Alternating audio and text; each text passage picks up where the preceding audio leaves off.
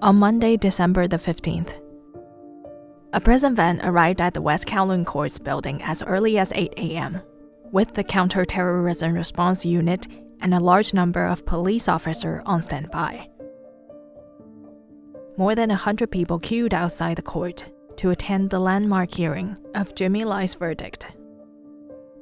A Hong Kong court on Monday convicted media tycoon Jimmy Lai on national security and sedition charges in a closely watched case widely seen as a test of press freedom and judicial independence under Beijing's rule.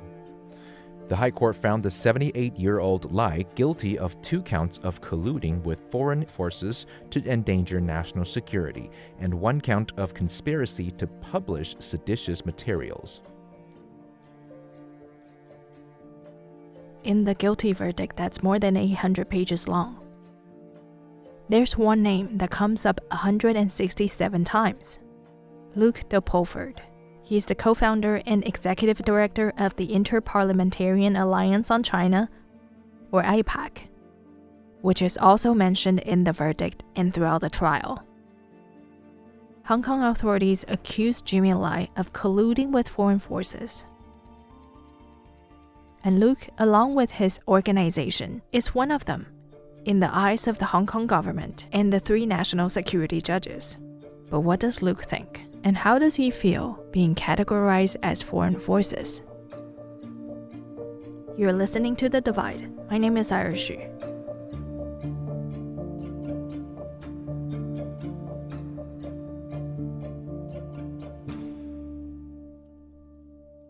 Frankly, it's really weird. It's just really bizarre to see text messages from me and some that I didn't even send, but alleging to be from me, are poured over in court day after day, as if there was some terrible motivation to it. I mean, all they were able to find, I think, in terms of my correspondence with Jimmy Lai, which was really very thin, I mean, I didn't talk to the guy very much, was that I sent him a press release. Well, that's true, but I sent every other journalist in Hong Kong the same press release, including pro-establishment outlets. So I'm not really sure what he's supposed to have done wrong there. I think they were trying to indicate that some of the activity that we've been organising, he had been behind in some way. And they tried to use Andy Lee, who'd volunteered with IPAC, in order to make that connection. When Andy became a prosecution witness, I think that they thought that Andy would say, yeah, Jimmy Lai was behind all of this. But Andy didn't say that because there was no evidence to suggest that. There's really not a shred of evidence to suggest that Jimmy was behind any of the work of IPAC. And even if he had been, it wouldn't have been illegitimate, but he wasn't, is just the plain truth of the thing. He just really wasn't. Many people, including me, see Jimmy Lai's trial as an indicator of Hong Kong's press freedom and its once independent judicial system. I asked Luc how he sees the verdict and whether he thinks the verdict will affect Hong Kong as a city. Yes, it was long expected because the trial itself wasn't really an exercise in law, it's been an exercise in political persecution. The case against Jimmy Lai has been fabricated to try to make him seem as if he was behind the organising force behind the 2019 unrest in Hong Kong, which is not true. But they were also trying to make it seem as if Jimmy Lai was responsible for international campaigning activity regarding Hong Kong and China, which is also false, entirely false.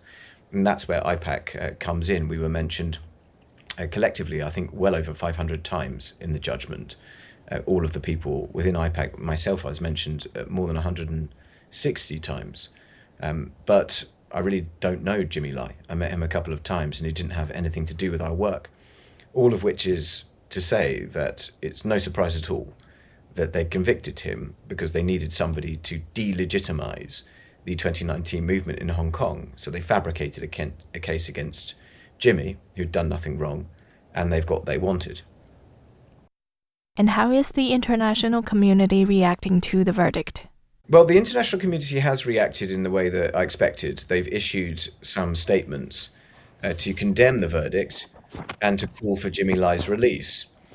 I'm not at all surprised about that, and I'm a bit disappointed that the UK government has not yet gone further. The thing about the UK government is that we have specific legal and moral responsibilities to Hong Kong. the Sino-British Joint Declaration was a treaty within which both parties, China and the UK, agreed to uphold a high degree of autonomy and the way of life of the people of Hong Kong. The UK made those promises too, and the UK has failed to enforce those promises and has not imposed any kind of punitive measures for China breaching those promises. Against that backdrop, I would expect them to do more. The difficulty is that right now, the UK is desperate for trade and investment from China and Hong Kong, and seems to be intent of stepping over the body of Jimmy Lai in order to get that trade and investment, regardless of their own legal and moral obligations. I think that's shameful, frankly, and I think that that's sad. Sad not just for Jimmy, but for Hong Kong, because Jimmy's case is significant far beyond Jimmy Lai. It's significant for every political prisoner in Hong Kong and for civil society and free expression in the city. And you said you expect them to do more. How can they do more? Well, it's a question of what they shouldn't be doing. So they should not be pretending that it should be business as usual with Hong Kong when British citizens are languishing in prison for doing nothing other than campaigning for the upholding of promises that the United Kingdom made to Hong Kong. These are the United Kingdom's promises. Jimmy is suffering because of the failure of the UK to keep those promises. The idea that British ministers or the British government would be happy to just let Jimmy be the fall guy for their failures is truly shameful. So they should certainly not be doing that. But in terms of what they can positively do, the United Kingdom was unusual in that we did not impose a single targeted sanction on any Hong Kong officials for violations of the Sino-British Joint Declaration. The United States did. It was something in the region of 12, maybe even more, Hong Kong officials that were sanctioned by the United States, and the United States had no specific legal or moral obligations to Hong Kong. Well, the UK did, and the UK did less. So we should certainly have done that. But I think when it comes to Hong Kong, we have to now recognize that it's a jurisdiction which is not, for any meaningful purpose, distinguishable from China. And we still treat Hong Kong as if it is a jurisdiction with which we can do business in a normal way, as if there's predictable rule of law in the city, or as if the Chinese Communist Party hasn't taken over, which it has. And we think that the United Kingdom's instructions to businesses and that its diplomatic posture should reflect that. We should not be dealing with Hong Kong as if it's an autonomous region. It's not behaving like an autonomous region, and we can't rely upon its institutions and legal system anymore, and Jimmy Lai's case underscores that very clearly. I see. And you mentioned your organization, the Interparliamentary Alliance on China, was also mentioned in the verdict and as well as throughout the trial. Can you tell us about your organization and what does it do? So IPAC was founded in 2020 as a way for backbench lawmakers to try to campaign for a more realistic China policy in their own countries. So it doesn't exist to try to make Beijing change its mind. It exists to try to push its own governments, and it does that through politicians from the right and left all over the world. It started with eight countries in 2020. It's now 44, I believe, and it's growing, I think, particularly strongly in Latin America at the moment. And Beijing does not like IPAC. It doesn't like the idea that an institution like IPAC might exist, so it's targeted its members, and it does that by trying to coerce them to leave the IPAC network. It's done that by sanctioning members of IPAC. It's done that through cyber attacks, state-sponsored cyber attacks on the whole IPAC network, and of harassment of people like me and my staff. I was named as a co-conspirator, for example, in the trial of Jimmy Lai, ludicrously, because Jimmy had nothing to do with IPAC's work. But also, I offered to give evidence to the court about the case, and they refused to hear that evidence, which, given that these were supposed to be my text messages, I thought was extraordinary. I can't imagine in any normal legal jurisdiction that they would not want to hear witnesses to an apparent crime, that they wouldn't want to hear their evidence or receive it. But the court is not interested in the truth in the case of Jimmy Lai, and that's why they didn't want to receive our evidence, because it would have shown that their allegations were completely false. But yeah, that's what IPAC does, and it's suffered at the hands of Beijing, but we're not going to be deterred. We're going to continue with our work. One of the more serious accusations against Jimmy Lai was that he sought sanctions from other countries against China, under the, quote, guise of fighting for freedom and democracy. Prosecutors accused him of creating a false impression of China to justify foreign countries to impose punishment. And under the national security law, Jimmy Lai could be sentenced to life imprisonment, and the sentencing is likely to be announced in January. I think that they will give a relatively heavy sentence to Jimmy, even though he is an elderly man. I think we can be confident in predicting that because they have shown no clemency towards him whatsoever. His health is failing, but they still haven't given him appropriate medical care. They've kept him in solitary confinement. The UK government has not succeeded in securing a single concession about his treatment. So we'd have no reason to believe that they were going to treat him with any leniency. I think they're going to give him a heavy sentence, which he will probably not outlive. It's likely that he will not ever leave prison. I think that that would be my sorry prediction. I just think that it's incumbent upon all of us now to make sure that Jimmy Lai's sacrifice is not in vain, that his clear and obvious desire to try to use his platform and his person to show the world what the Chinese Communist Party is really like, that is not in vain, and that we make every effort to unmask the leadership of the People's Republic of China under Xi Jinping and make sure that what Jimmy has had to go through is not something which is just lost and forgotten about, but that it really lodges in people's minds and that they change the way that they are towards China as a result of it. On the same day of the verdict, the Hong Kong government wrote a letter to Hong Kong-based 4 Media, saying that Jimmy Lai's case has nothing to do with press freedom and that the trial process was open and transparent with fair and just procedures. And regarding his treatment in the prison, the letter reads, Lai's lawful rights and interests have been fully protected and he is in good health. It continues to say that the Hong Kong government has provided Jimmy Lai with a health, humane, appropriate, and healthy custodial environment in accordance with the law.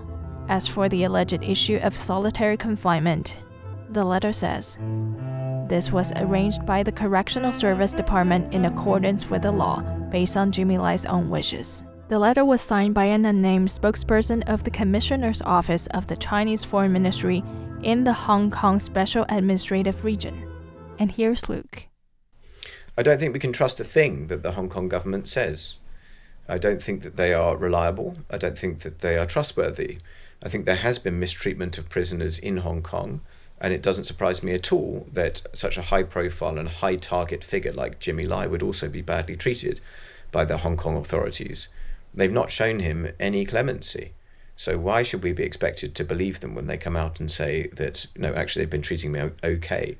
If they were treating a 78-year-old man appropriately, they would not have him in solitary confinement for years on end, somebody who has no history of any violence or of being any risk to others. But they are, and the reason they're doing that is that unfortunately they are vindictive, and they've made a priority of trying to convict and punish Jimmy Lai for things which he didn't do. So I don't think we can trust what they say. I think we should trust his family, and his family say his health is deteriorating, and I'm sure they're telling the truth. On September 8th, the Commission for Freedom in Hong Kong Foundation released a report saying that they found evidence of systemic abuse of political prisoners in Hong Kong's prison system. They interviewed 17 former prisoners. Some of them encountered prolonged illegal use of solitary confinement, routine sexual violence, rats, cockroaches, overflowing toilets, and pro-Beijing political indoctrination. I don't think anyone is that naive to believe what the Hong Kong government is saying.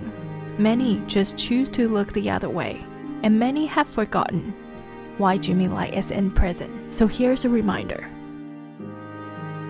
He wasn't going to leave, but he used to say to me, he goes, Mark, I can't be an asshole. He said, I can't be the guy with Apple Daily who basically has been the megaphone for this movement. Not promoting it, not pushing it, but the megaphone for it, the platform for it. I can't be that guy who marched with these students. I can't be that guy who went to the people of Hong Kong and constantly laid this out in front of them. and then walk away. I can't be that guy. Even if it was just a platform I was on, even if I was just offering them a place to talk, I offered it to them when nobody else would. And I had the option not to offer it to him, and I didn't do it. Jimmy decided to stay. And Jimmy knew that maybe he would die in jail.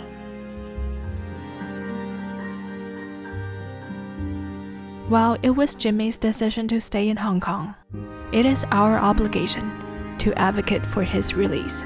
As media workers, journalists, democratic countries, people who believe human rights should be a priority, as well as those who remember that Jimmy Lai once provided that platform for the values that we stand for. Lai, who is a British citizen, faces a possible life sentence and has already spent more than 1,800 days in detention. Lai is the founder of the now shuttered Apple Daily, a pro-democracy tabloid that was forced to close in 2021 after authorities froze its assets under the Beijing-imposed national security law. Prosecutors accused Lai of using the newspaper and his international contacts to call for sanctions against Hong Kong and China. Judges said Lai acted as the, quote, mastermind behind the alleged conspiracies and ruled that his actions showed intent to undermine the Chinese Communist Party. Much of the conduct cited by prosecutors occurred before the national security law took effect in 2020. The verdict drew swift condemnation from media and rights groups. The Committee to Protect Journalists called it a, quote, sham conviction, while Amnesty International said the law has become a tool to silence dissent and poses legal risks for journalists and businesses. International criticism followed. The European Union said the case was politically motivated and renewed calls for Lai's immediate and unconditional release. Chris Patten, Hong Kong's last British governor, said the ruling showed Beijing was violating commitments under the Sino-British Joint Declaration. Meanwhile, Hong Kong Chief Executive John Lee welcomed the verdict, saying Lai used media platforms to incite hatred and invite foreign sanctions. The case has become a symbol of Hong Kong's post-2020 transformation, with critics saying it's marked a sharp decline in the city's long-held freedom. Well, I think it's just important to say that we have to keep the flame of Jimmy Lai's case alive, not just for him, but for all of the other political prisoners in Hong Kong. Remember, there are many political prisoners in Hong Kong who do not enjoy Jimmy Lai's profile and do not have the resources to fight campaigns. Those people are currently defenseless because the government that was supposed to defend them, the United Kingdom government that had promises that it made to those people, is not adequately defending them and is not succeeding in securing better treatment for them. And that means that it's down to us, it's down to people of goodwill, it's down to non-governmental lawmakers and campaigners and anyone around the world to do what they can for the people of Hong Kong to ensure that their civic space is protected as far as possible, and that advocacy on behalf of political prisoners like Jimmy, but many others too, is kept up. So I would just appeal to your listeners, don't forget Hong Kong. Keep in mind those political prisoners. Keep the flame of Jimmy Lai's case alive.